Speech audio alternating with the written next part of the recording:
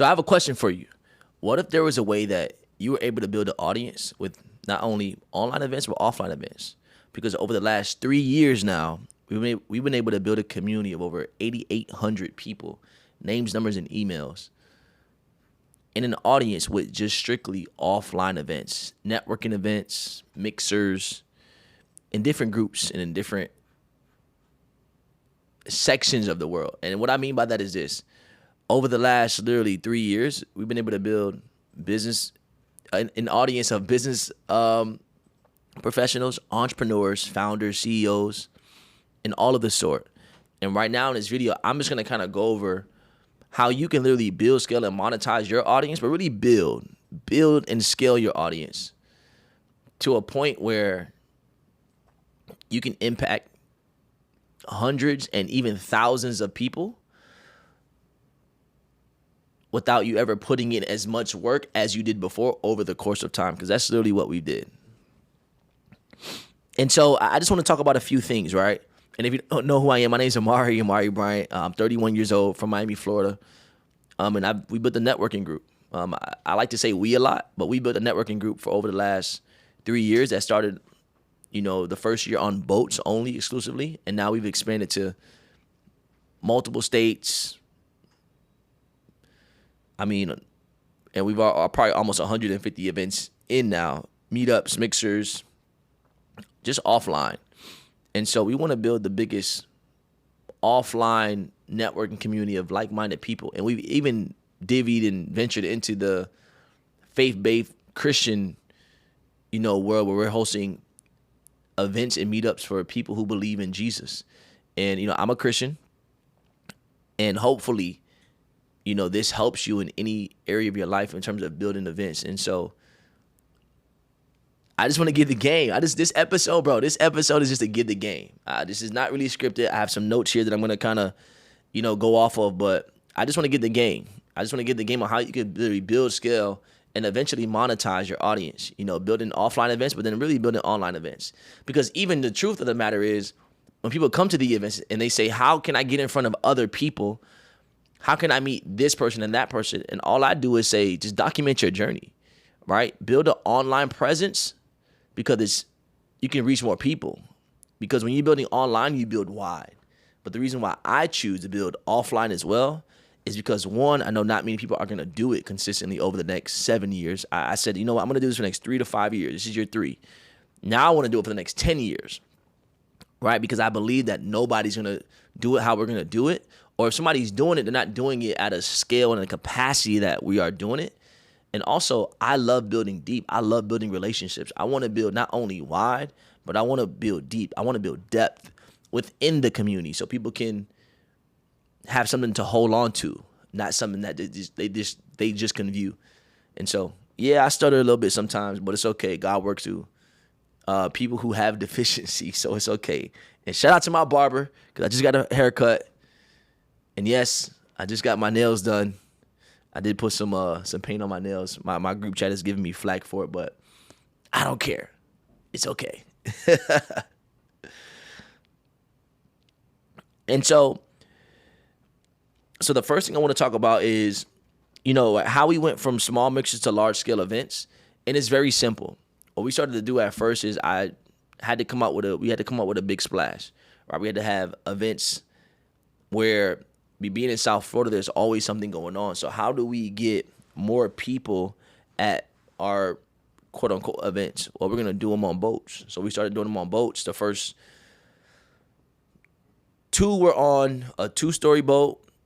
I didn't get a video of the first one, so I had to do another one so I get a proper video. And then those are all maxed out, 100 people, 200 people. And then we did the third one on a bigger boat. And it was pouring, raining, and that had about 150, almost 200 people on that boat. Truly amazing. And then we did a huge event during Art Basel, 400 people, and it was just incredible. It was incredible. It was dope. And ever since then, we've been building. And so we started off with a bang to get our name out there, to collect as many name numbers and emails as possible, because that's honestly the reason also why we're doing this, to collect data. And then we transferred from there. And I said, you know what, let's start doing smaller ones so we can build up more momentum over a period of time.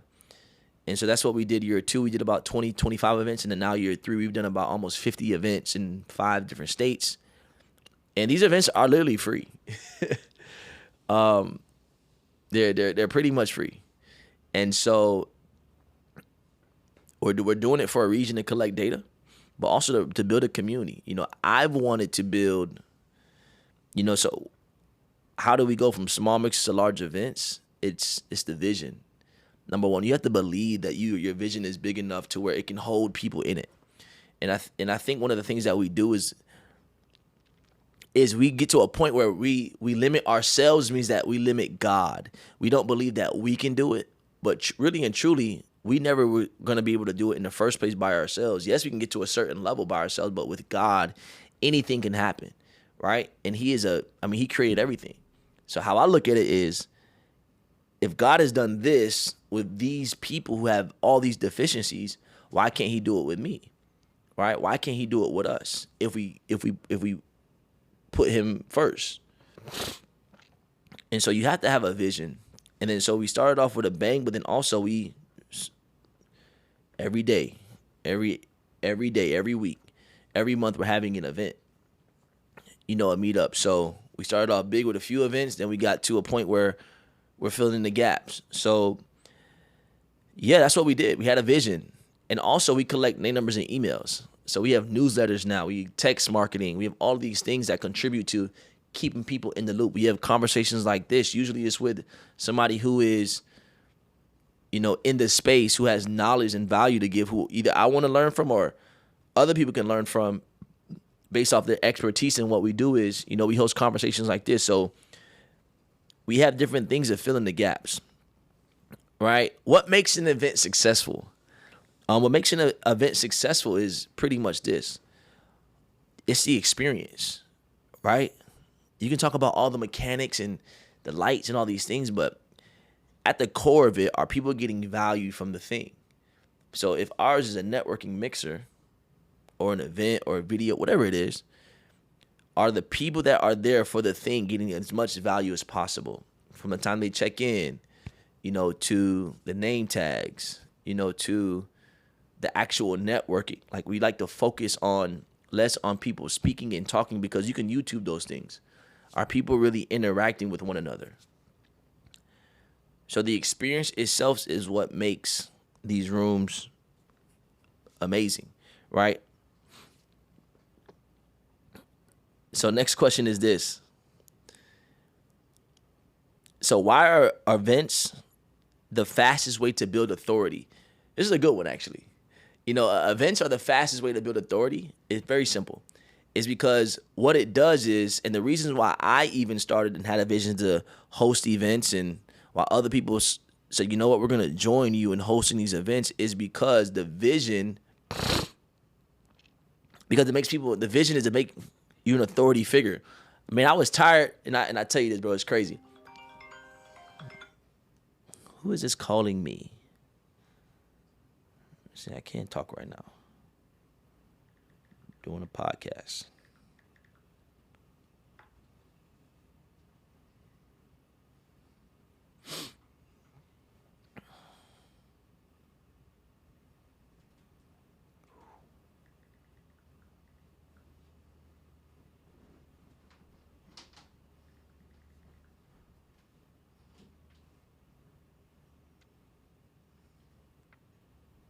And also, bro, if I'm quiet, it's just because when I edit it, I could just cut that silent part out. No, I know from when I recorded with you before, I already know how you work.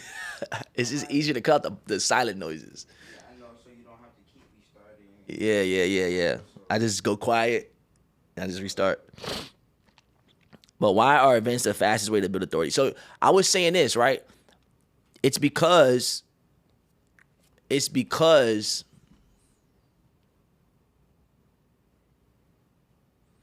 you become an authority figure. So the reason why I wanted to start hosting the events is because I wanted to be the person that had all the data, that had all the resources, that had people to come in and say, you know what?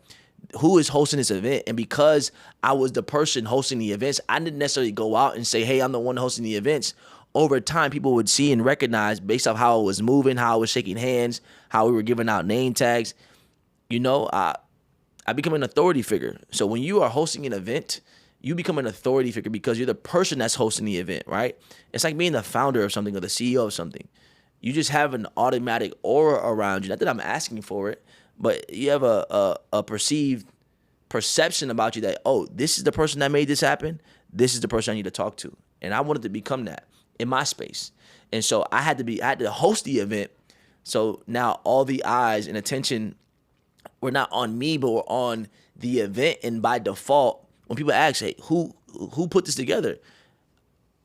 And most times I don't even say me. When people ask me who am I, whoever's sitting next to me, I'm like, hey, I'm their assistant. And they laugh, but really and truly, they're gonna always give it back to me and say, yo, he's the one that really throws through this event. And so you become an authority figure in your space. So in anything that you're doing, how do you become an authority figure? You be the one to host the event. You be the one to put the thing on, right? And yes, I do go to other things that other people are hosting all the time so I can learn, grow.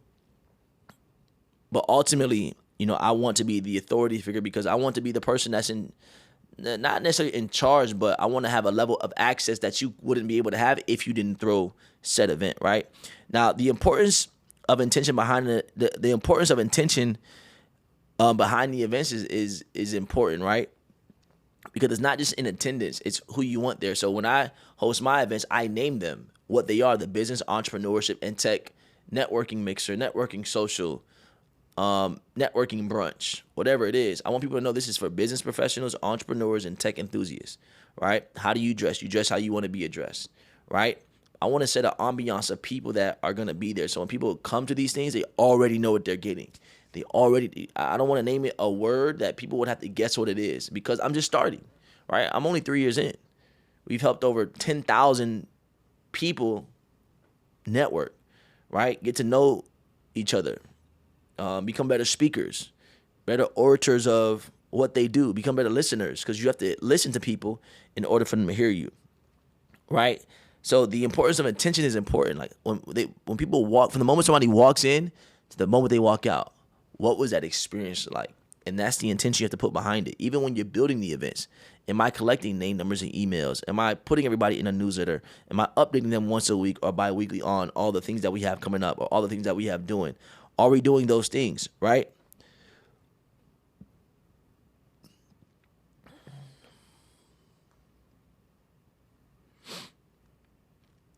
So the next part I want to talk about is, you know, building an audience, you know, offline and online, right? So when you're building an audience, that means that you're building a community. All of us are building our own communities, whether that's online or offline, right? And community is not just about followers. And here's the thing. In a society where we're the most connected society of all time, I mean, you can make a post one time. You can make a post one time, literally, and you can reach millions of people, billions of people, honestly, you know, if it goes super viral. But how are you building depth? It's about community. How can I bring value to these people? The way that I bring value is by creating the space for everybody to bring value together, to each other. So when you're building an audience, you have to think about it. You're not just building an audience, you're building a community, not just follower, right? So when you're building offline, what happens is, you know, you're building trust between people because you're building deeper. I want to build trust. And you do that by being consistent. You do that by showing up. You do that by bringing value without necessarily wanting to receive anything. And then when you're building online, that builds reach. It builds far and wide, right? When you're building online, it builds wide. When you're building in person, it builds deep, right? So also you want to collect name, numbers, and emails at every event. That's very important. You got to make sure that when you're building your audience, you want to collect names, numbers, and emails. Whether that's online, using ManyChat, Systeme.io for systems, for email marketing, you know, posting content, text marketing.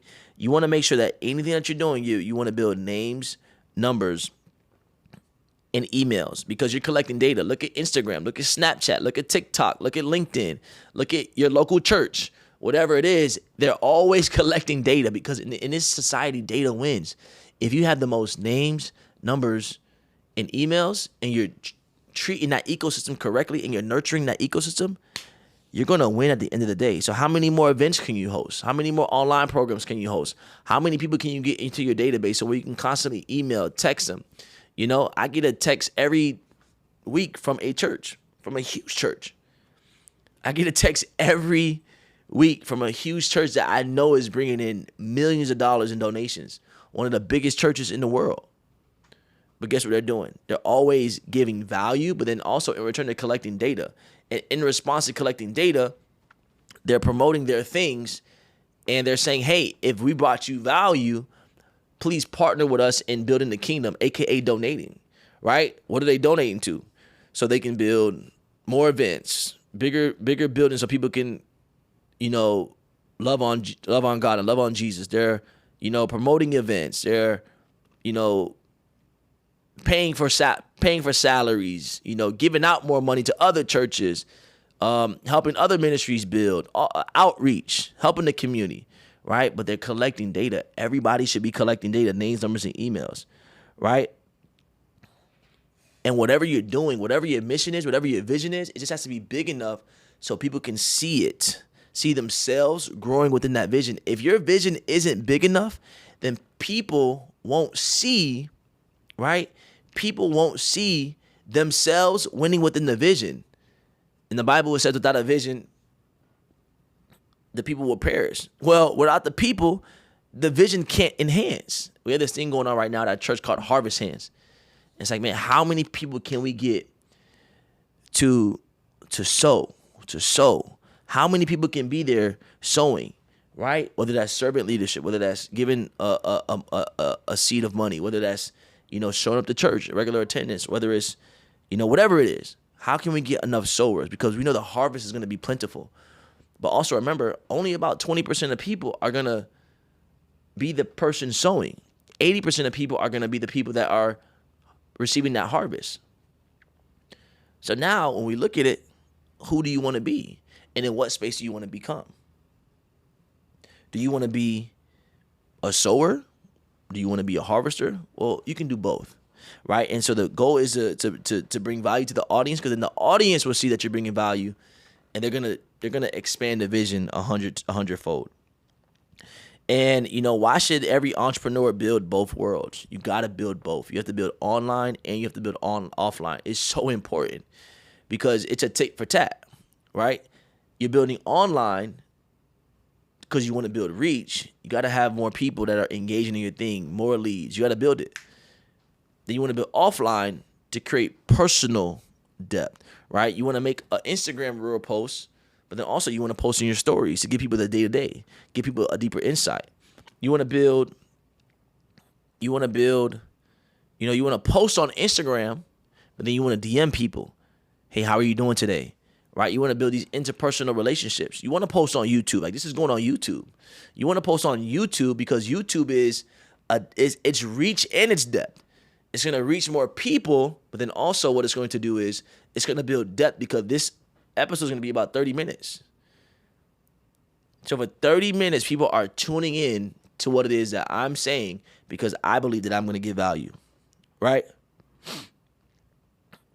And so as we build our audience and as we continue to build our audience, we're getting opportunities to host events at different spaces, host events in different places, you know, host events in places where people are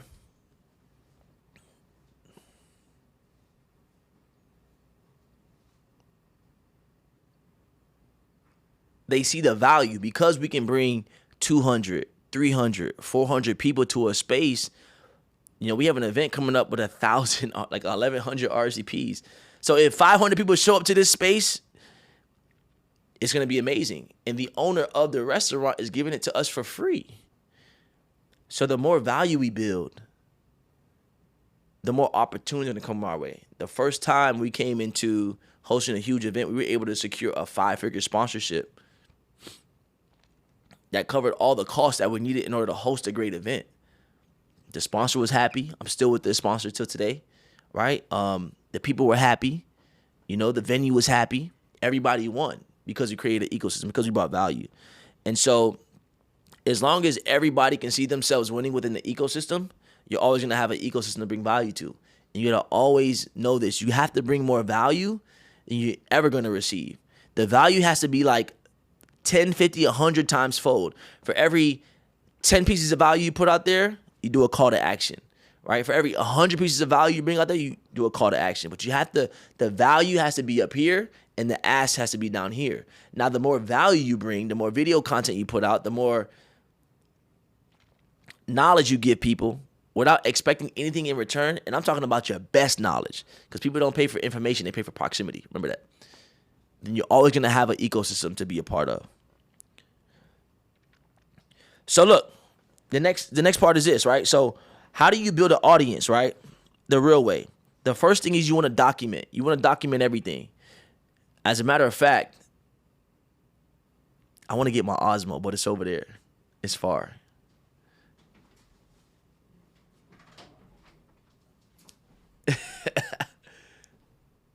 Yeah, right there. You can just toss it back, bro. So we're documenting the process, right? Go ahead. Yeah, I don't mind. So we're documenting the process, right? We have a camera here, document, but really, a lot of the times I'm documenting my process on my Osmo. I bought this Osmo. I was able to and blessed to get it, for a discount, actually, an Osmo Pocket 3. And some days I just sit here and document, right? I'm documenting the process. I'm documenting conversations. I'm documenting, the events. I'm making highlight videos. I'm doing interviews with people, and I'm documenting the process. And why am I documenting the process? Because I want people to get the version of me before they saw me. People want to know 3 things. They want to know where you are. They want to know where you came from. Like, where did you come from? What is your backstory? What are you doing differently, right? Where's the credibility at? What is your story? They want to know where you are, and then they want to know where you're going based off what you're doing. And you can do that by documenting. And the thing is, you don't have to create anything new. All you're doing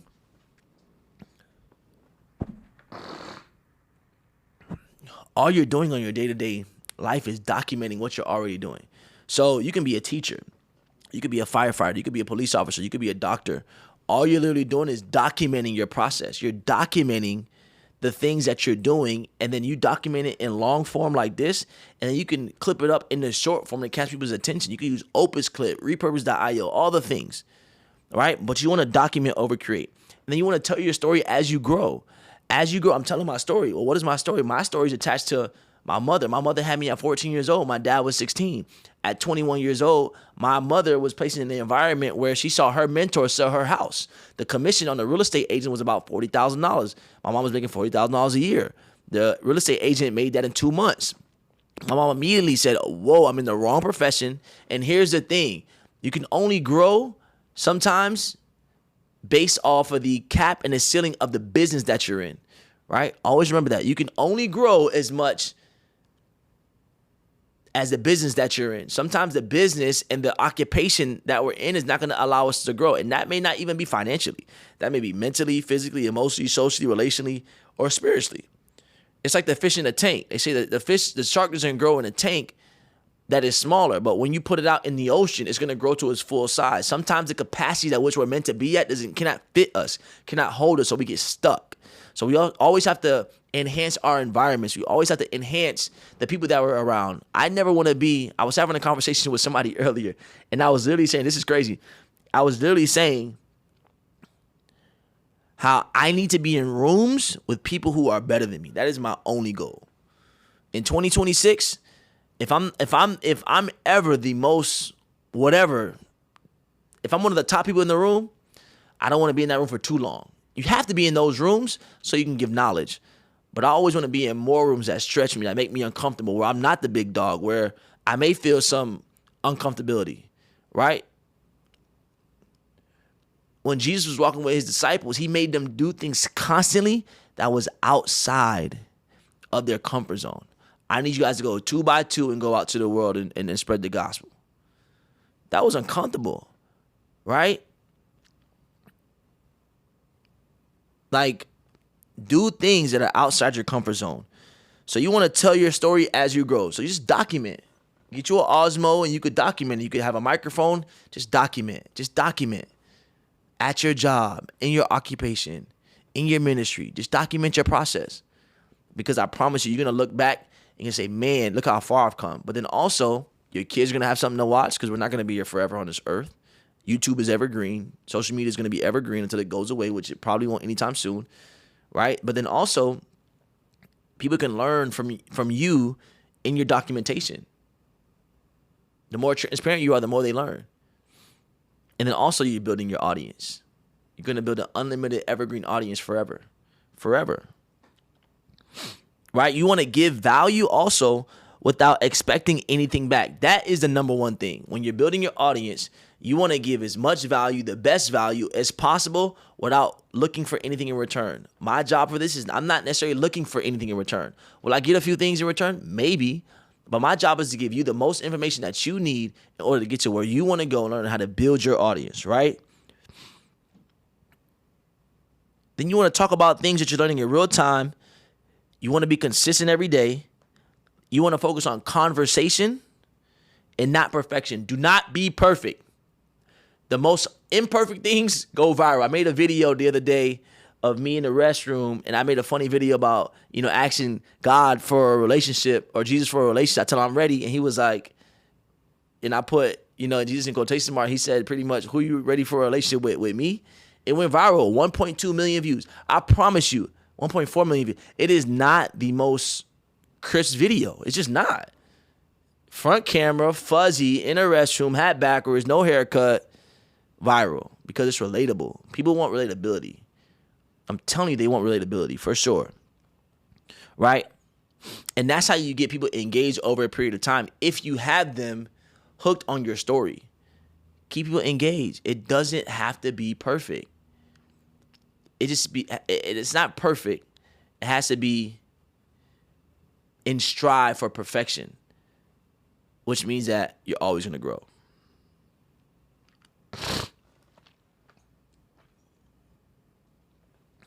All right, so this is how you become valuable when you're building your audience, because you want to become valuable, right?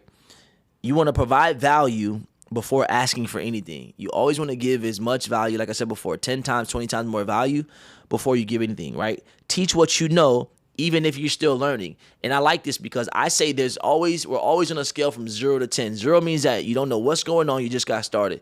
So you got to learn from somebody, right? As you learn, you're teaching those behind you. As you learn, you're growing with those in your same area, right?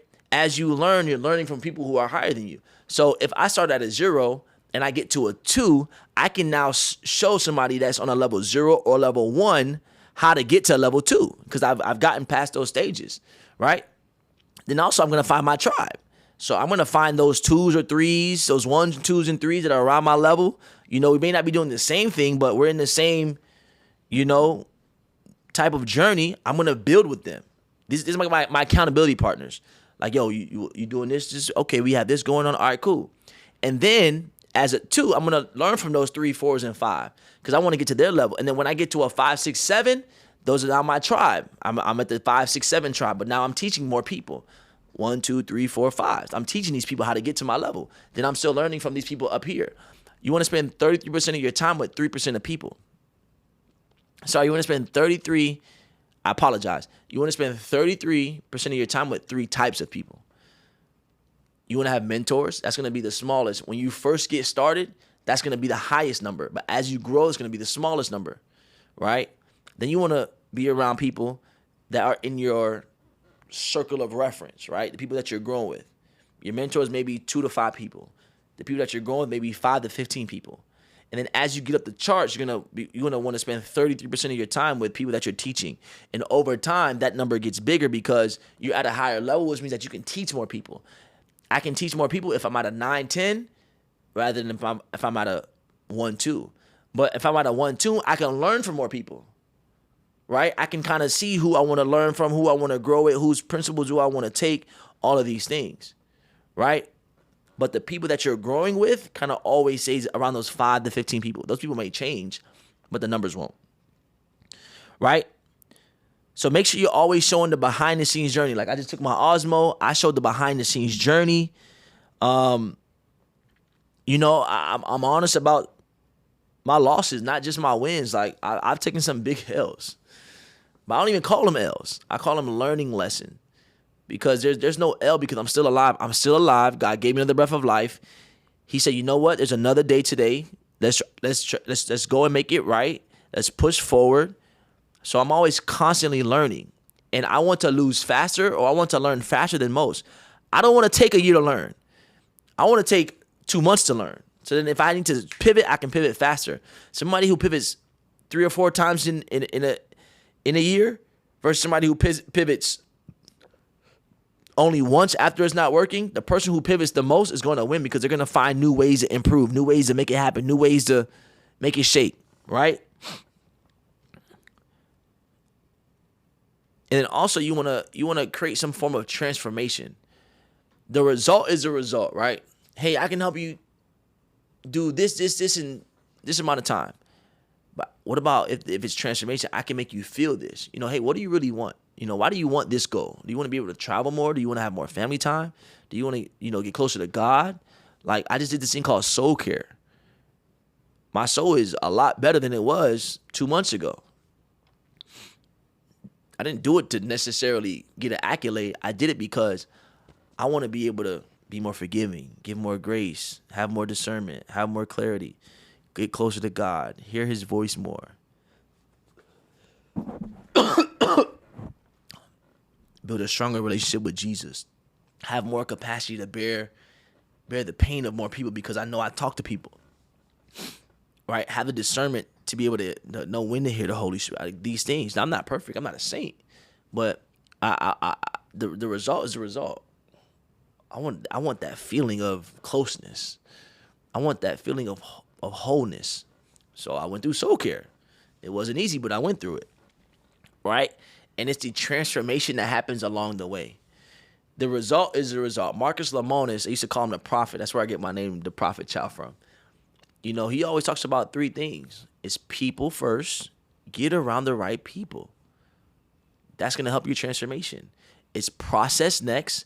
Get the right process, because you can have the right person and you can still get the result. But if that process isn't right, it's not going to last long. You want to have a solid foundation. I was just talking to somebody today, I promise you, 20 minutes ago. Or, well, actually, maybe 40 minutes ago, because we've been doing this for 30 minutes. I was like, man, 2026 is the year that I got to focus on my foundation. I have to do all the things that I need to do in order to get to the places that I need to get to, that God needs me to get to, so I can be a resource to others. I have to lock in, focus, and just do it and not procrastinate. Procrastination is a sin. Laziness is a sin, because that means that we think that we have more time than we know, because we don't know. You don't know what's going to happen 5, 10, 15 minutes from now. Jesus might come down himself and say, hey, it's over. The trumpets might just start trumpeting. Right? I got to get my foundation right. So it's people. Who am I surrounding? Who are we surrounding ourselves with? Right? They're going to help us in our transformation.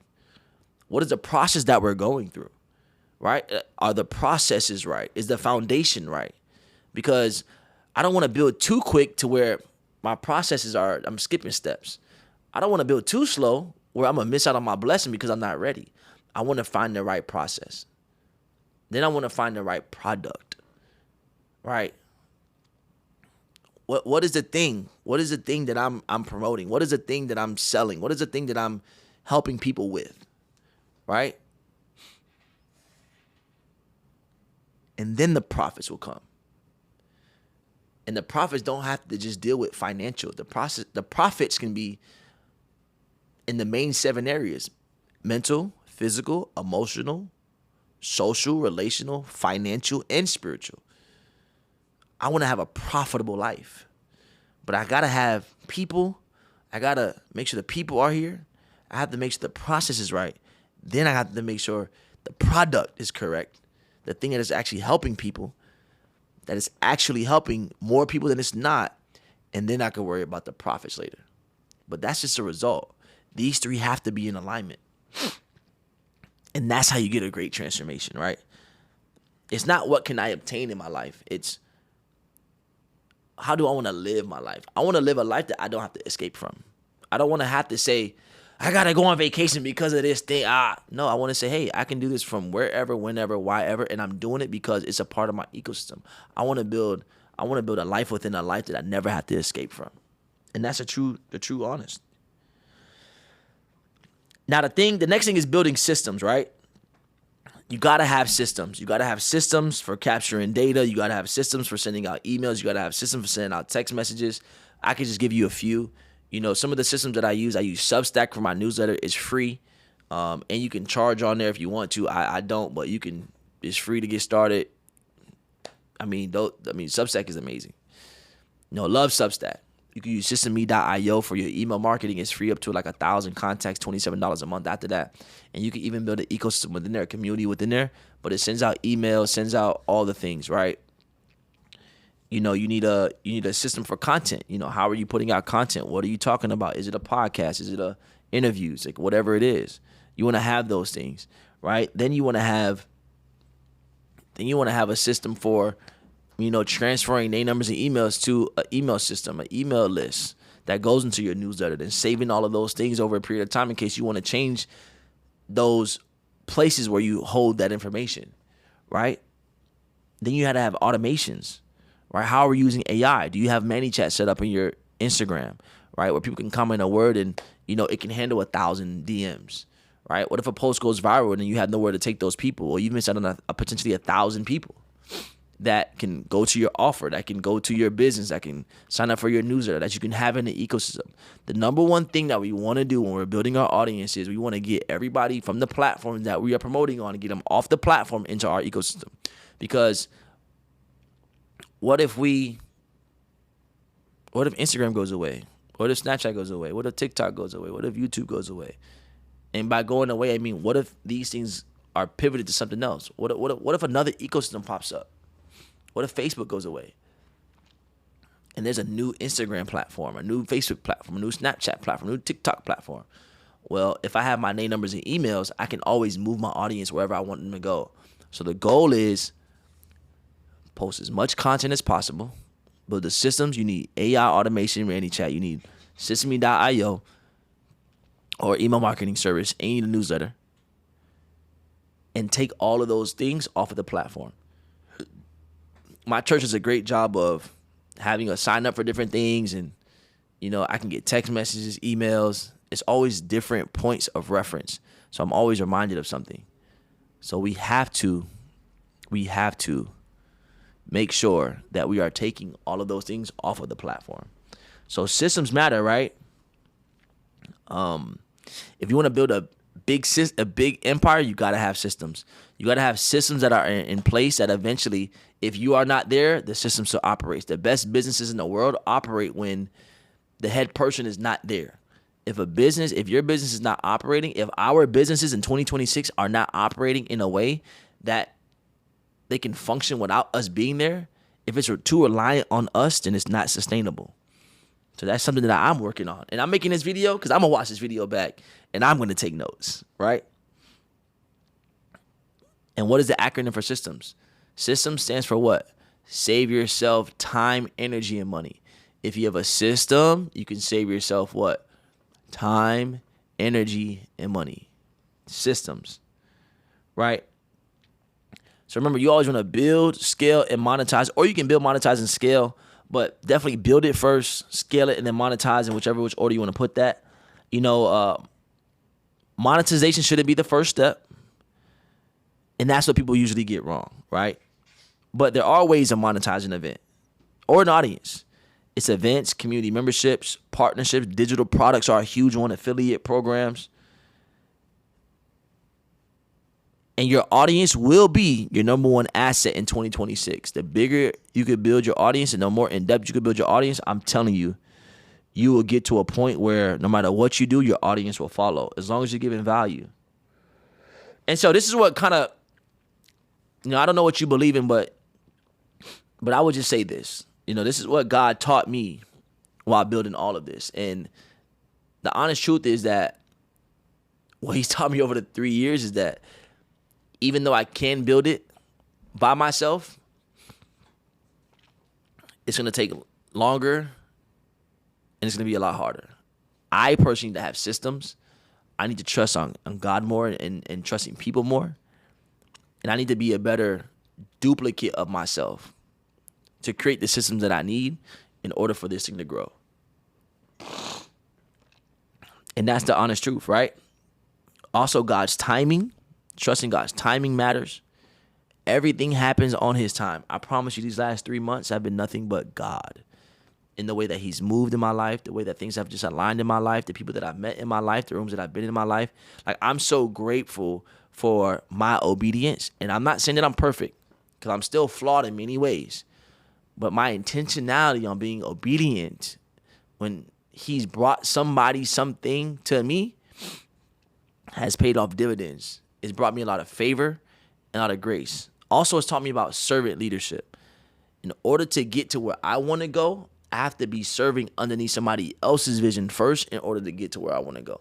I have to help somebody else build their vision in order for my vision to come alive. And that is a principle of honor. That is a principle of respect. That's a principle of servant leadership. Like, even when you look at Jesus, right? This is what Jesus did. Jesus, although he is Father, Son, Holy Spirit, they're all one. God came down in human form, Jesus, to display what a life should look like, what it should emulate. Even Jesus himself, in the Bible, it says that he said that I will do my Father's will when he tells me to do so. So even Jesus, although he had a vision of building a church where he was, a church of people, building disciples that were going to become fishers of men, and building the foundation of his church, he was doing his Father's will. He was paying attention to his Father's vision. He was fulfilling the vision that his Father had for him. And in order for him to build what he has built that has lasted 2,000 plus years, he had to be following under somebody else's vision. So don't ever get that twisted. The best elevation happens when you're being elevated by somebody who has already done the thing, who could provide some credibility for you, some edification for you. It's nothing better than being edified by the right person. And that person might be God. You may not have to follow underneath anybody else's leadership. But look at David, right? When you look at David in the Bible, he was anointed while Saul was king. Samuel anointed him because Saul lost his anointings. David became the anointed one. But even for 10 plus years, he had to follow underneath Saul's guidance. Even though Saul was not anointed, he was still king. He had to learn how to fight, learn how to battle, learn how to be a diplomat, learn all of the things. And in his experience, he became the king and he did well. Right? So you always have to follow underneath somebody else's vision before you can go and have your own. I look at my pastor in my church. He was underneath his father's leadership up until he was 30 years old. Well, I didn't even realize that. He's following kind of Jesus' path. And now 10 years later, boom, he's now created a vision big enough that's even bigger than what his father's vision was, and so many people are getting value from it. So you gotta make sure that you're following underneath somebody else's vision, and it's the right person's vision. Right? And so I'm going to wrap that up and just say, listen, I believe that everybody should be building their audience through events. Everybody should be building their audience through online events, offline events, but also just by bringing value. Let's document in 2026. Let's bring as much value to the marketplace as we can, right? Let's build our own ecosystems. Let's leverage the platforms that we have to post on for free. Instagram, LinkedIn, TikTok, Snapchat, Facebook, Threads, Twitter, 7 platforms. Let's post, promote, give value. If we don't promote ourselves, who will? If we don't collect the names and numbers, who will? And let's build ecosystems for ourselves, partnerships for ourselves. And so that's it for this episode. I'm excited. Click the link below to be a part of anything that you want to be a part of, our newsletter, our next events. We have an ecosystem where we're sharing with people how to secure their future in different ways. And so I'm excited. Hit subscribe and let's go. Make sure you stay tuned in so you don't get tuned out.